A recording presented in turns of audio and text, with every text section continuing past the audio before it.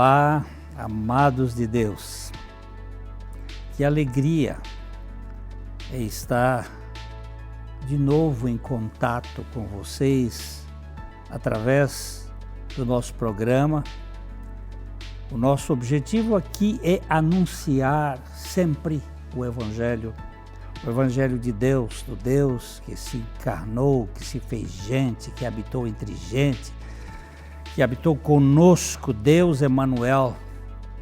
E por graça, Ele vem habitar em nós, sermos tabernáculos divinos. Os likes estão aí na tela da sua TV, youtube.com/PIBLondrina1 e facebook.com/programa Café e Fé, tudo junto. Nós contamos com a sua participação, você pode ser um aliado nosso, e nosso programa possa se manter, e contamos com as suas orações. Divulgue para que esse programa alcance o maior número possível de pessoas. Nós estamos agora começando uma nova etapa no nosso programa, um novo cenário, mas a mensagem é a mesma. Nós vamos cuidar de permanecer firmes naquilo que é fundamental, mas mudando um pouco a forma e o cenário, que está mais clean do que o anterior. Nós vamos às indicações de leitura dessa semana e logo a gente volta.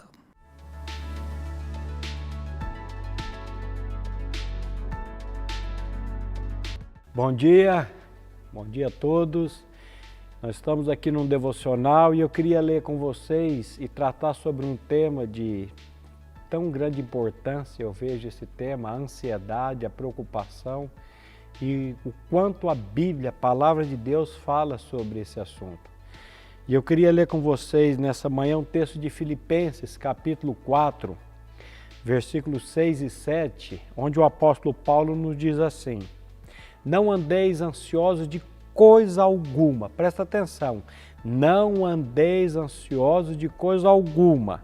Em tudo, porém, sejam conhecidas diante de Deus as vossas petições, pela oração e pela súplica, com ações de graças. E a paz de Deus, que excede todo o entendimento, guardará o vosso coração e a vossa mente em Cristo Jesus.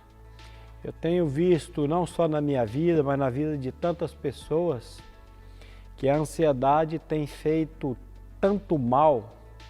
E quando nós pegamos esse texto aqui, o apóstolo Paulo, escrevendo a sua carta aos Filipenses, ele vai falar sobre esse assunto: não andeis ansiosos de coisa alguma. Eu ouvi uma vez, uns anos atrás, uma definição de ansiedade que eu gostei demais. Ela diz assim: o que é ansiedade? É um sentimento íntimo de apreensão, de mal-estar, de preocupação ou angústia ou medo, acompanhado de um despertar físico intenso. Então a ansiedade é isso, é esse sentimento íntimo. Você presta atenção que ele começa no íntimo, é lá dentro. Então essa ânsia, essa preocupação, esse sentimento íntimo de apreensão, de mal-estar, de angústia, medo, e aí vem o acompanhamento dele, que vai um despertar físico intenso. Porque você vai descobrir hoje que a ansiedade está muito ligada à nossa mente. Hoje um bom médico vai falar sobre as doenças psicossomáticas. O que é uma doença psicossomática? É uma doença que antes dela acontecer no meu corpo, ela começa na minha mente, com minhas ansiedades, com os meus medos, com as minhas preocupações. Então essa definição de ansiedade para mim aqui eu acho maravilhosa. E algumas pessoas chegam a dizer que a ansiedade é o mal do século XXI, é o mal do nosso tempo. Mas aí a gente precisa olhar essa carta de Paulo aos Filipenses. Quando o apóstolo Paulo a escreveu, ele escreveu no ano 53, no ano 58 depois de Cristo, e ele já está tratando sobre esse assunto, ansiedade e preocupação. A carta de Paulo aos Filipenses é uma carta ela tem um conteúdo muito sólido, um conteúdo muito maravilhoso, porque nessa carta vai aparecer 19 vezes a palavra alegria. O apóstolo Paulo está preso, o apóstolo Paulo sabe que vai morrer por decapitação e ele escreve uma carta que transpira alegria. Quando o apóstolo Pedro vai falar sobre a ansiedade, ele, na epístola dele, 1 Pedro 4,7, ele diz assim: lançando sobre ele toda a vossa ansiedade, porque ele tem cuidado de vós. O salmista diz assim: lança o teu fardo sobre o Senhor e ele te susterá ou sustentará. Ele jamais vai permitir que o justo seja abalado. Então, meus queridos que me ouvem nessa manhã, nós precisamos aprender do Senhor pela palavra de Deus. Leia o texto, leia a palavra, medite na palavra, que é a palavra que vai nos dar sustentação. Precisamos aprender pela palavra a lançar sobre o Senhor toda a nossa ansiedade, que Ele tem cuidado de nós. E no próximo programa nós vamos continuar tratando sobre esse tão importante assunto, a ansiedade, a preocupação.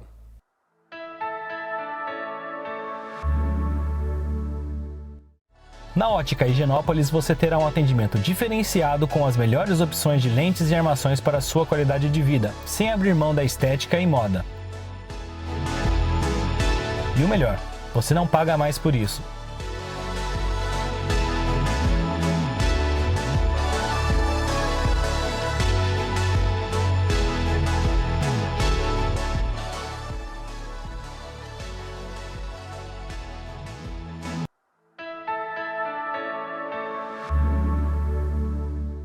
Hoje nós vamos tratar a primeira parte, Jesus e o cético. Judas, no capítulo 1, no verso 22, diz: sejam misericordiosos com aqueles que duvidam. Eu vou narrar aqui uma experiência de um pregador que era cético. Ele diz assim: durante toda a minha vida, sempre fiz muitas perguntas. Por causa da minha educação, que em muitos aspectos realmente não foi uma educação. Alguma dúvida no estilo de vida. A minha mãe era alcoólatra. Eu fui retirado de conviver com ela para viver com os meus avós, meus tios, para a escola militar e depois de volta para minha mãe novamente. E eu aprendi a ser autossuficiente e tive um desenvolvimento de habilidades de sobrevivência. Sim, eu tentava sobreviver. Portanto, quando encontrei os cristãos pela primeira vez, foi difícil para mim compreender o conceito da fé. Eu duvidava que Deus pudesse amar alguém como eu. Mas, ao mesmo tempo, meu desejo por algo bom e certo me impulsionou a buscar as coisas de Deus. Então eu dei aquele salto de fé e entreguei minha vida a Jesus Cristo. Após minha conversão, eu tive muitas dúvidas. Isso era real. Isso era uma coisa que me mexia. Deus realmente iria trabalhar em minha vida? Deus poderia ter um plano para alguém como eu? Eu poderia realmente viver esta vida cristã autêntica? Alguns cristãos relutam em admitir que têm algum tipo de dúvida. Acho que às vezes temos a ideia de que questionar Deus é um ato de traição espiritual, ou que a dúvida é um pacto. É um tipo de pecado imperdoável. Mas eu estou confiante de que, se formos honestos, todos poderíamos admitir que às vezes lutamos com a dúvida. A dúvida estava certamente na mente dos discípulos de Jesus quando a palavra da ressurreição se espalhou. Maria Madalena encontrou o Senhor ressurreto perto do túmulo e contou aos outros discípulos. Jesus então apareceu a 2 discípulos desanimados na estrada para Emaús. Eles voltaram e contaram aos discípulos como Jesus os havia encontrado e conversando com eles. E então, adivinhe quem veio visitar? Jesus ressuscitou.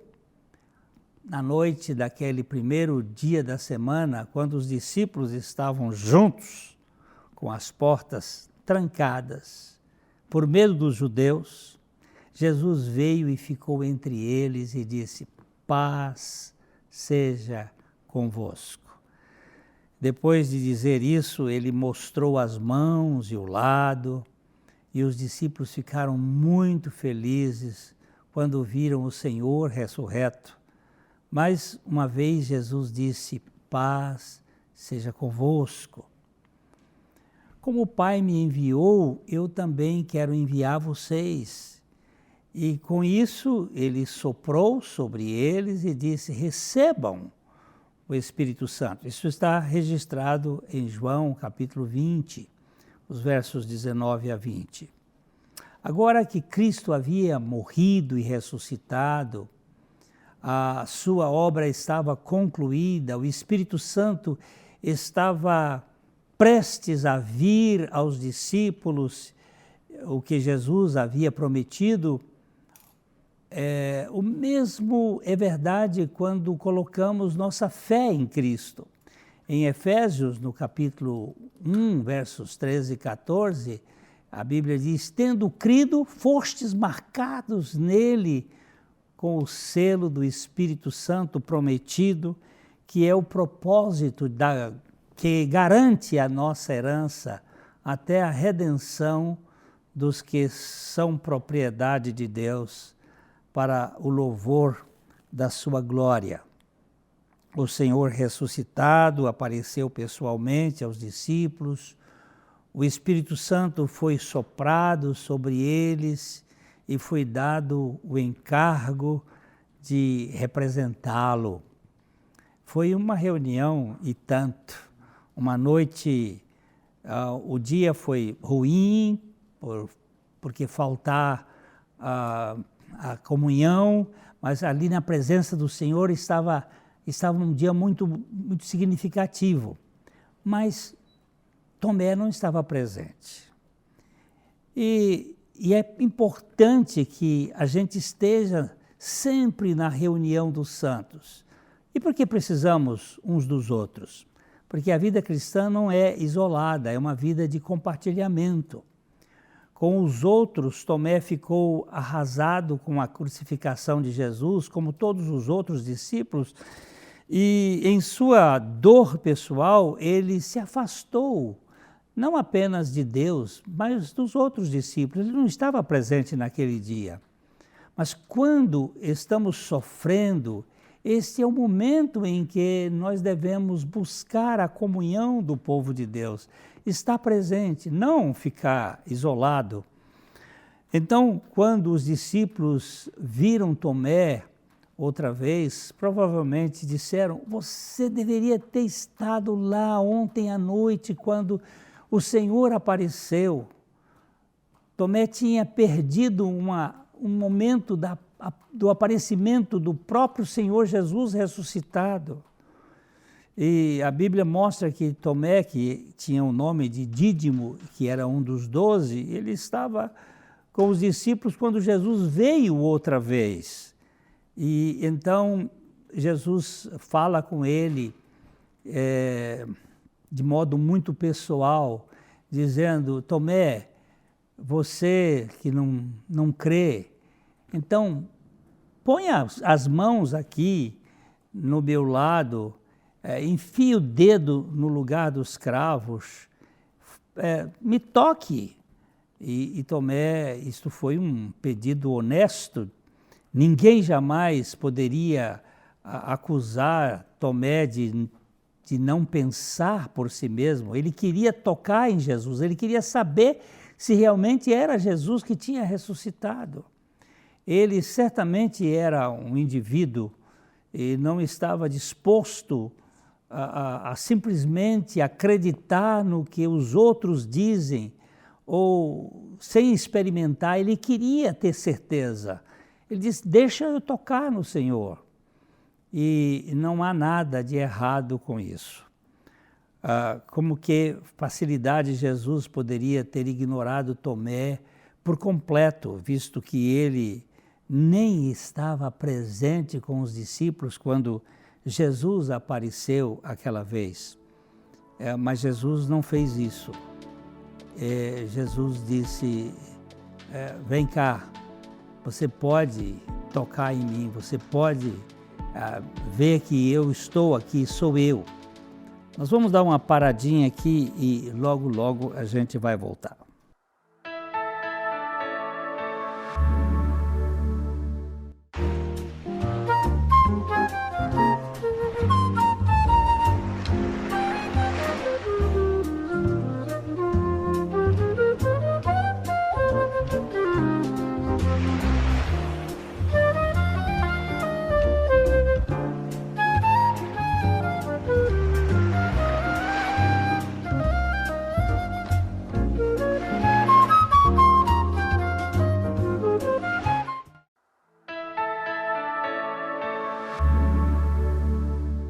Então, Tomé duvidou, ele queria tocar no Senhor, e Jesus não fez outra coisa, ele condescendeu com as dúvidas pessoais e o ceticismo de Tomé, e ele amorosamente ofereceu a ele uma prova pessoal.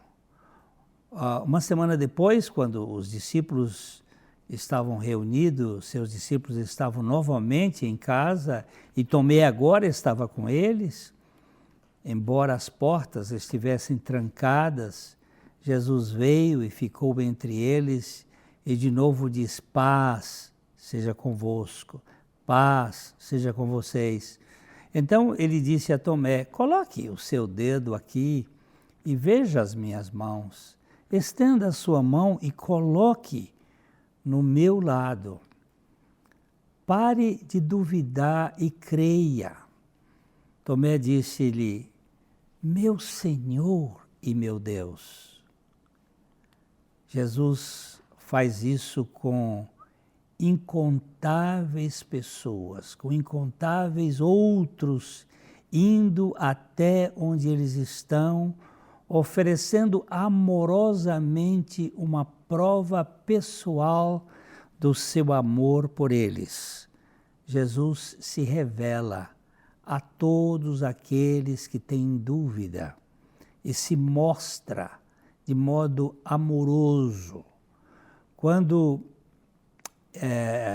eu vim a Cristo pela primeira vez, eu fiquei cheio de dúvidas, cheio de ceticismo, eu tinha problemas.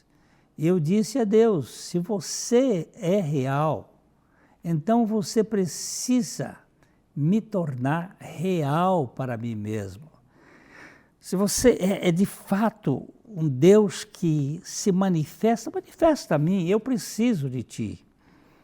Não foi rebelião da minha parte, ou mesmo um desejo de desafiar a Deus.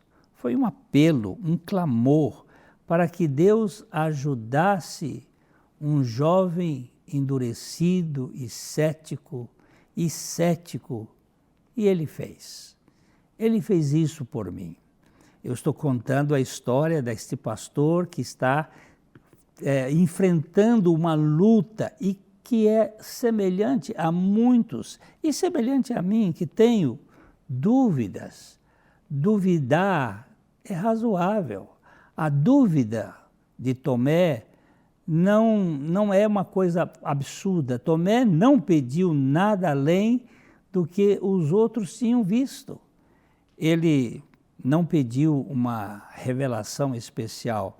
Eles queriam ver, ele queria ver Jesus ressuscitado, ele queria ter um contato com Jesus. De fato, essa é a grande realidade. Ele simplesmente pediu a mesma prova. E embora possamos argumentar que ele queria ver pessoalmente o Senhor ressuscitado, todos precisam internalizar sua própria fé e não viver da fé dos outros.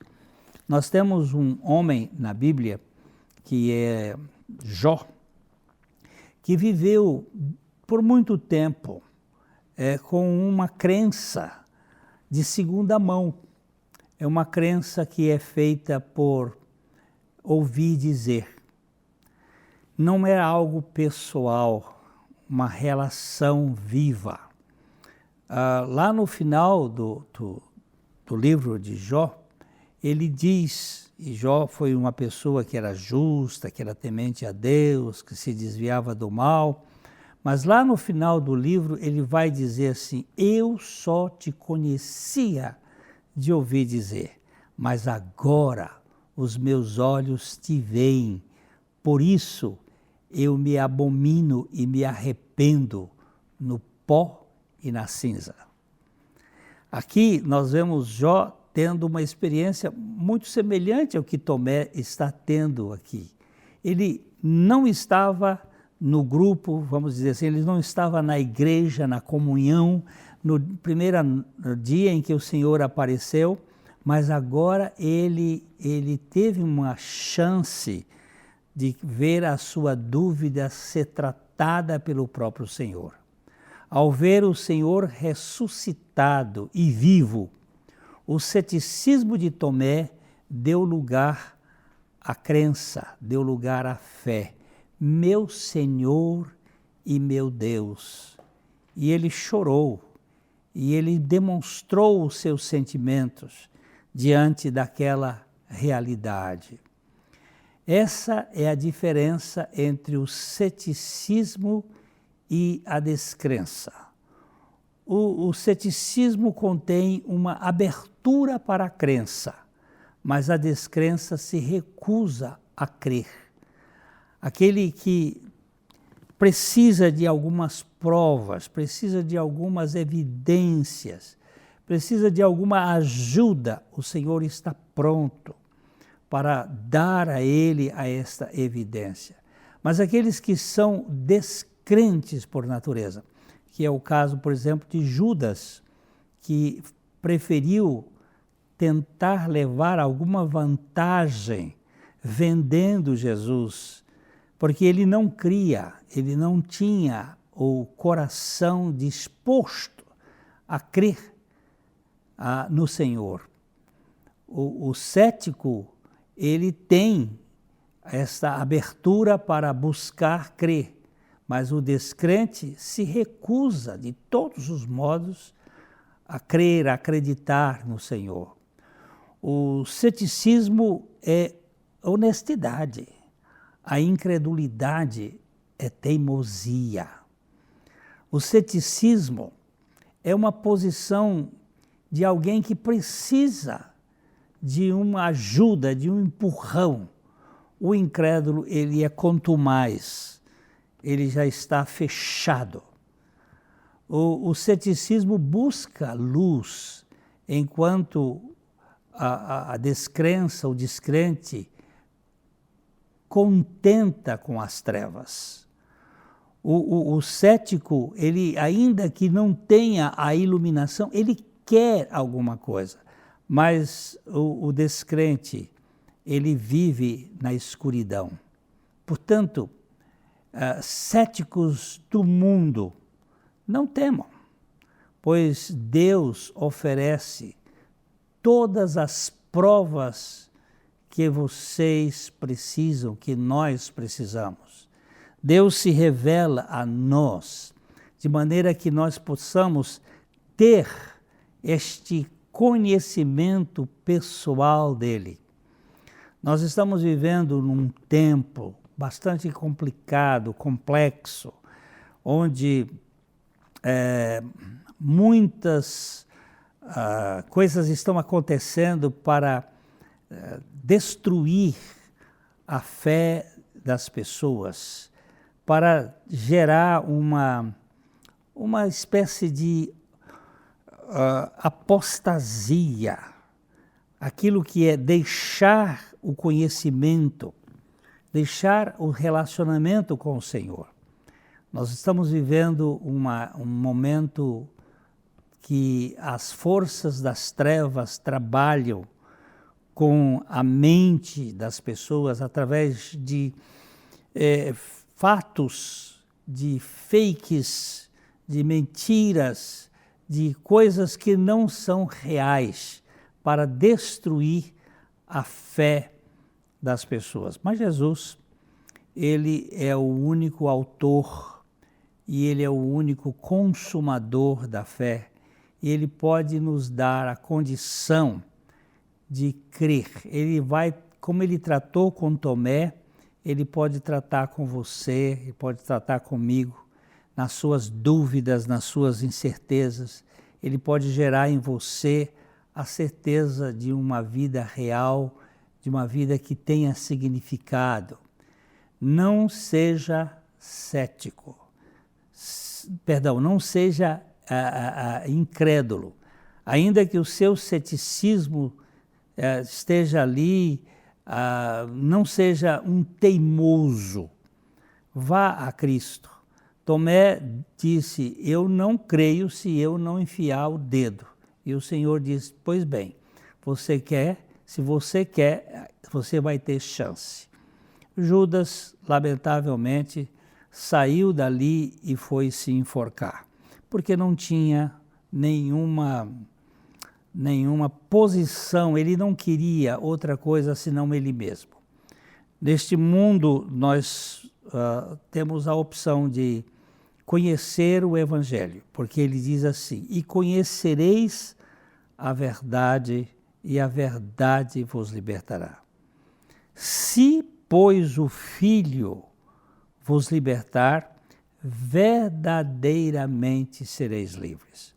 A nossa proposta aqui é que você, com as suas dificuldades, como esse pastor contou das suas, como eu tenho as minhas dificuldades, as minhas dúvidas, ter o local certo para confrontá-las, que é na palavra de Deus, que é em Cristo Jesus, buscando a revelação. Seja honesto e venha ao Senhor Jesus Cristo de todo o seu coração. Portanto, eu quero dizer a todos os céticos, a todos aqueles que precisam de alguma afirmação, Senhor, revela-nos a tua pessoa, mostra-nos quem tu és, porque eu preciso deste conhecimento pessoal de ti mesmo. Nós esperamos encontrar você no nosso próximo programa, aqui, olha, de coração para coração. Até lá.